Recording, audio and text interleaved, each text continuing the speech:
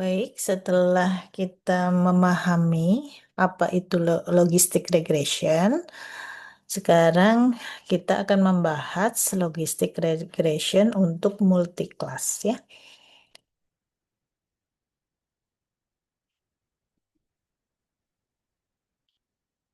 Kita kembali mengingat bahwa untuk fungsi aktivasi dari logistic regression di sini menggunakan fungsi sigmoid, di mana fungsi sigmoid itu dituliskan sebagai eh, fungsi sigma dari B transpose X ditambah dengan B, di mana itu sama dengan 1 dibagi dengan 1 plus eksponen pangkat minus B transpose X ditambah B. Ini artinya bahwa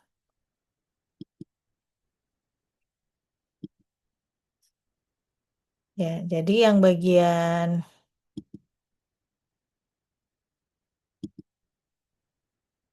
ini ya, jadi bagian yang di sini itu sama dengan nilai yang di sini ya. Jadi atau kalau misalkan ditulis ini ada sebagai Z ya, maka di sini itu adalah eksponen pangkat min Z. Itu fungsi dasar dari sigmoid. Nah, di sini eh, fungsi sigmoid ini ya, fungsi sigmoid ini bisa diinterpretasikan sebagai probabilitas bersyarat ya, di mana fungsi sigmoid itu sama dengan probabilitas W ya, probabilitas W untuk kelas Y sama dengan 1 itu ada di X ya. Jadi misalkan X itu adalah himpunan fitur ya. Kemudian berarti ini adalah probabilitas untuk yang biner, biner ya, biner logistic regression. Berarti untuk kelas yang 0 ya, ada di kelas X itu sama saja dengan 1 dikurangi dengan probabilitas dari Y sama dengan 1 ada di X. Gitu ya. Atau kalau ditulis, nah di sini dikatakan bahwa probabilitas itu sama dengan fungsi sigmoidnya tadi, maka bisa dapat juga ditulis bahwa probabilitas dari Y sama dengan 0 itu ada di X, itu sama dengan 1 dikurangi dengan fungsi sigmoid. Nah, sekarang bagaimana perumusan ini diperluas menjadi multi-class? Karena kan kalau binary itu kan satu dikurangi gitu ya. Nah, bagaimana kalau multi-class? Di sini eh, kita akan memodelkan sebuah fungsi conditional class ya, fungsi conditional class di mana itu merupakan probabilitas dari X input itu ada di kelas Y sama dengan I. I-nya ini kan sama dengan kelas ya. Jadi kelasnya itu bisa 1, bisa 2, bisa 3, bisa 4, dan seterusnya.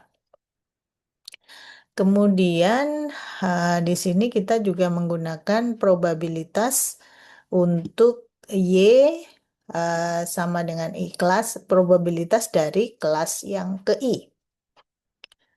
Nah, di sini kita menggunakan rumus Bayesian ya, atau aturan Bayesian di mana probabilitas Y sama dengan 1 di X, ya, probabilitas kelas Y sama dengan 1 di X itu sama dengan probabilitas X ada di Y sama dengan 1 dikalikan dengan probabilitas kelas yang pertama dibagi dengan probabilitas X ada di Y1 dikalikan dengan probabilitas dari kelas Y sama dengan 1 ditambah dengan probabilitas X ada di Y2 ditambah dengan probabilitas dari Y2.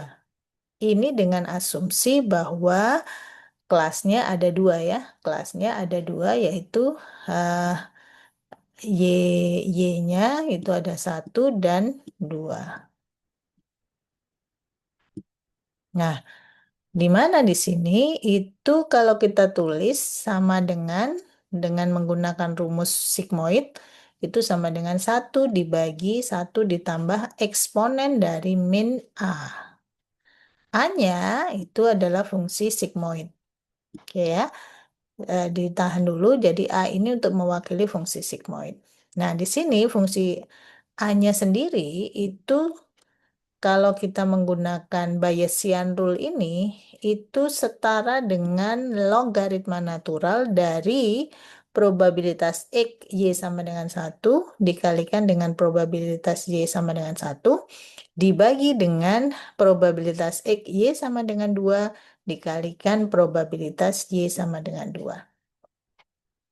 Ya, itu sama dengan logaritma dari probabilitas Y sama dengan 1 di X dibagi dengan probabilitas Y sama dengan 2 di X.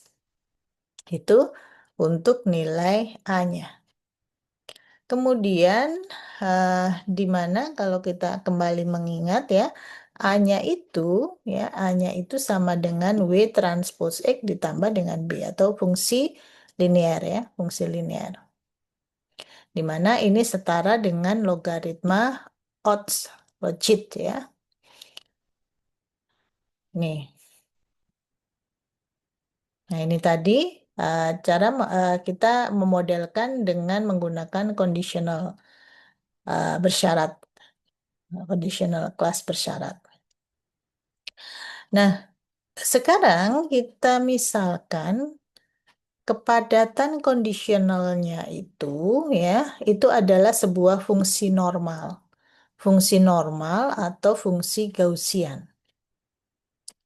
Fungsi normal atau fungsi Gaussian, di mana fungsi normal atau fungsi Gaussian ini bentuknya seperti ini. Ini notasinya itu dapat ditulis sebagai 1/2 pi dikalikan D density dibagi 2. Density itu juga bisa setara dengan standar deviasi dikalikan dengan E pangkat minus setengah kali ya X min mu I kuadrat.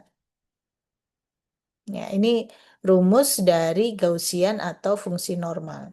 Jadi fungsi normal itu juga sering disebut sebagai fungsi Gaussian. Ya, seperti itu. Nah, kembali ke logouts yang sebelumnya, di sini dituliskan bahwa A sama dengan logaritma natural dari probabilitas X, Y sama dengan 1 dikalikan probabilitas kelas Y sama dengan 1 dibagi dengan probabilitas X ada di Y sama dengan 2 dikalikan dengan probabilitas kelas Y2. Ya. Maka ini A sendiri tadi itu berarti setara dengan W transpose X ditambah dengan B. Ya. Jadi atau bisa dikatakan bahwa logaritma ini itu sama dengan W transpose X ditambah dengan B. Di mana W-nya sendiri ya, W-nya kalau kita menggunakan rumus Gaussian normal itu sama dengan mu 1 dikurangi dengan mu 2. Mu itu nilai tengah ya, nilai tengah dari uh, distribusi pertama dikurangi dengan nilai tengah dari distribusi kedua. Sedangkan B-nya ini ya dari rumus ini W-nya kemudian B-nya itu sama dengan minus setengah dikalikan dengan mu 1 ditranspos dikalikan mu 1 atau ini sama saja dengan kita mengalihkan dua vektor ini kuadrat ya. Vektor kuadrat ya karena di sini kan kuadrat ya. Kuadrat ditambah dengan setengah kali mu 2 transpose dikalikan dengan mu 2 atau sama dengan mu 2 kuadrat gitu ya. Ditambah dengan ln atau logaritma natural dari probabilitas kelas Y sama dengan 1 dibagi dengan probabilitas kelas dari Y sama dengan 2. Oke. Nah, sekarang kita misalkan sama dengan tadi ya, bahwa kita menggunakan conditional kelasnya untuk eh, bagaimana kita menghitung probabilitas X ada di kelas Y sama dengan I dengan asumsi eh, kelasnya lebih dari 1 ya. Berapa, bagaimana kita menghitung probabilitas X itu ada di kelas Y sama dengan 1. Ini yang kita sebut dengan conditional class. Kemudian kita punya probabilitas kelas, yaitu Y sama dengan I. Maka kembali ke rumus conditional probability dengan Bayesian rule, kita kita tuliskan kembali di sini ya bahwa probabilitas YI itu ada di kelas X itu sama dengan probabilitas X ada di kelas Y sama dengan I dikalikan dengan probabilitas Y sama dengan I dibagi dengan jumlahan seluruh probabilitas eh, kelasnya ya.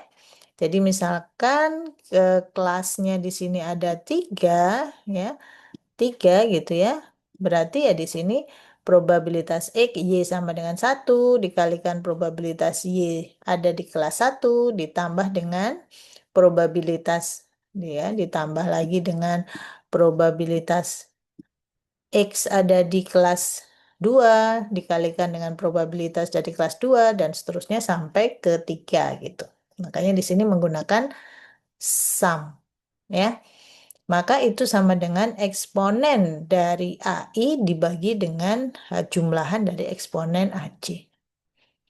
Di mana AI sendiri, AI ya itu sama dengan logaritma dari probabilitas X YI dikalikan dengan probabilitas dari kelas Y sama dengan I.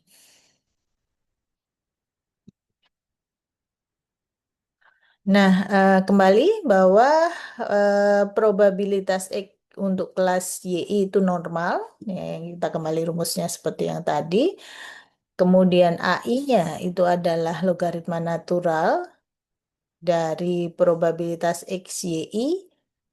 X ada di YI dikalikan dengan probabilitas YI, itu kalau kita tuliskan dengan menggunakan bentuk dari ini, maka kita akan mendapatkan sama dengan min setengah kalikan X transpose X, berarti X kuadrat gitu ya, dikalikan dengan W, dikalikan transpose, dikalikan X, dikalikan BI.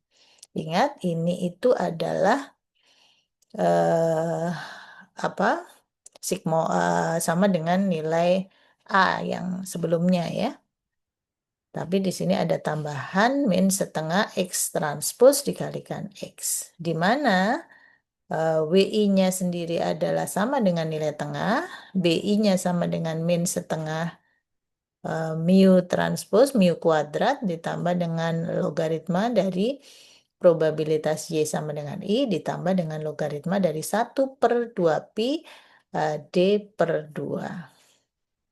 Oke, yang berikutnya sekarang misalkan kita abaikan yang min setengah ini ya. Jadi yang ini kita abaikan sehingga kita akan mendapatkan apa? AI-nya itu sama dengan WI transpose X ditambah dengan BI. Ya, itu. Jadi yang itu, jadi yang lainnya sama ya, WI, BI-nya sama.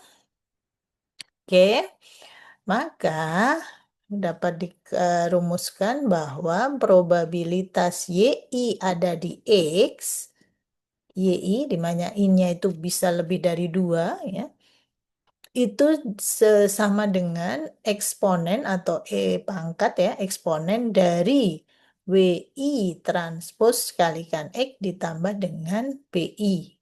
Ya. Ini adalah A tadi.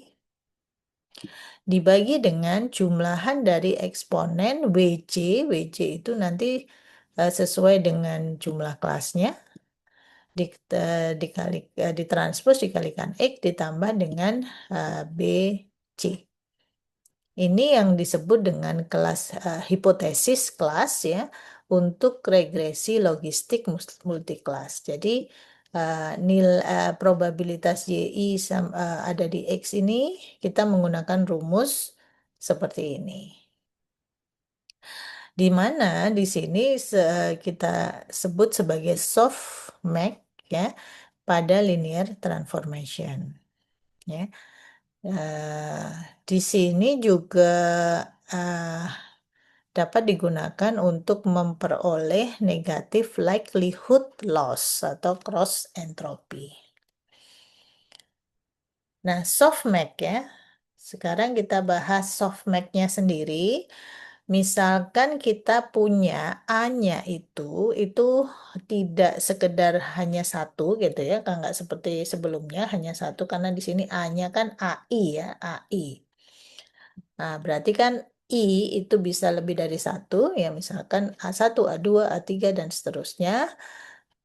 Dalam bentuk vektor probabilitas, ya vektor, maka softmax dari A itu sama dengan eksponen dari A1 dibagi dengan jumlahan C eksponen AC, kemudian eksponen dari A2 dibagi dengan jumlahan dari eksponen AC, jadi A-nya ini totalnya ya. Jadi ditambah dengan eksponen dari A1, ditambah eksponen dari A2, ditambah eksponen dan seterusnya. Ini maksudnya yang bawahnya ini.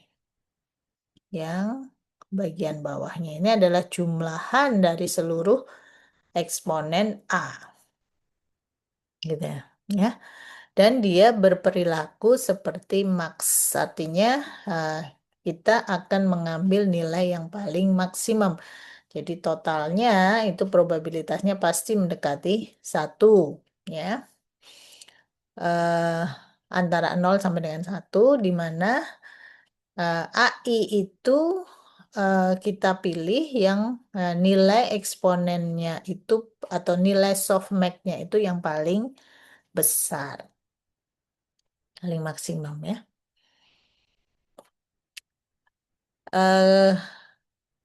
Cross entropy ya. Nah, cross entropy untuk conditional distribution di sini kita melihat jadi data itu jadi data probabilitas dari data ya kita punya data kan nggak hanya satu dari Y itu ada di X itu menyatakan distribusi dari empiris data di mana negatif log likelihoodnya itu sama dengan negatif dari 1/n, n itu jumlah datanya, kalikan dengan jumlahan, jadi jumlahan dari logaritma probabilitas Y sama dengan YI atau Y sama dengan I atau Y sama dengan kelas I gitu ya, dari data X yang ke I ya. Itu bisa ditulis sebagai atau sama dengan sebuah fungsi ekspektasi E ya. Ini bukan eksponen ya. Kalau eksponen dia pakai E kecil ya. Jadi negatif ekspektasi dari probabilitas data dikalikan dengan logaritma dari PYX. Nah, ini merupakan cross entropy antara probabilitas data dan output dari model data. Jadi di sini E atau ekspektasi atau kita sebut juga dengan error ya di sini. Jadi cross entropy ini dipakai untuk menghitung error. Error yang terjadi atau selisih yang terjadi antara data real, data real dengan data hasil ekspektasi, ya, atau hasil perhitungan logaritma. Itu menggunakan cross entropy, gitu ya. Nah, dari pandangan teori informasi, ini disebut dengan divergensi KL ya, di mana uh, divergensi ya dari P data terhadap P data itu data real ya, dengan P ini hasil probabilitas hasil dari perhitungan softmax tadi, itu sama dengan ekspektasi P data logaritma P data dibagi P. Ya, itu sama dengan ekspektasi atau error P data dari logaritma P data, ini yang disebut dengan entropi konstan, dikurangi dengan uh, ekspektasi dari P data dikalikan P data dari logaritma P. Itu yang disebut dengan cross entropy yang di atas tadi. Nah, ini cara menghitung cross entropy untuk full distribution. Ini tadi masing-masing gitu ya. Conditional distribution. Sekarang untuk yang full distribution itu dituliskan sebagai ini ya, logaritma XIYI ya, karena datanya untuk semua data itu sama dengan dari probabilitas data XY dikalikan dengan logaritma PXY ya, XY. Itu adalah cross entropy sama dari P data dengan output model P. Nah, kalau digambarkan modelnya dari logistic regression multiclass ini, jadi misalkan di sini ada input ya, ini ada input nilainya X gitu ya, X1, X2, X3 ya. Nah, di sini ada bobot W1, W2, W3, maaf tulisannya. Dan seterusnya, ini ada X1, X2, X3. Maka di sini kita hitung A-nya ya, yaitu WC dikalikan dengan ditranspos dikalikan dengan nilai H itu sama dengan ini, nilai X ya, ditambah dengan BC. Nah, kemudian dari hasil ini lalu dihitung softmax-nya. Softmax-nya tadi menggunakan eksponensial tadi, ketemulah PJ kan gitu ya. Nah, PJ ini kemudian dihitung cross entropinya untuk menghitung loss terhadap nilai label yang sebenarnya. Ini label yang sebenarnya ya. Ini P dihitung dengan menggunakan cross entropy gitu. Jadi kalau kita menggunakan logistic regression saja, ini kita cukup pakai ini gitu ya. Tapi di sini kita rubah softmax ini untuk untuk mengkonvertnya ke probabilitas. Nah, probabilitas ini nanti dihitung dengan menggunakan cross entropy untuk menghitung loss-nya. Jadi di sini masih linear ya, ini linear seperti logistic regression. Kemudian dikonvert ke probability, lalu dihitung loss-nya. Seperti itu. Sebelum saya jelaskan, setelah ini saya akan menjelaskan contohnya. Terima kasih.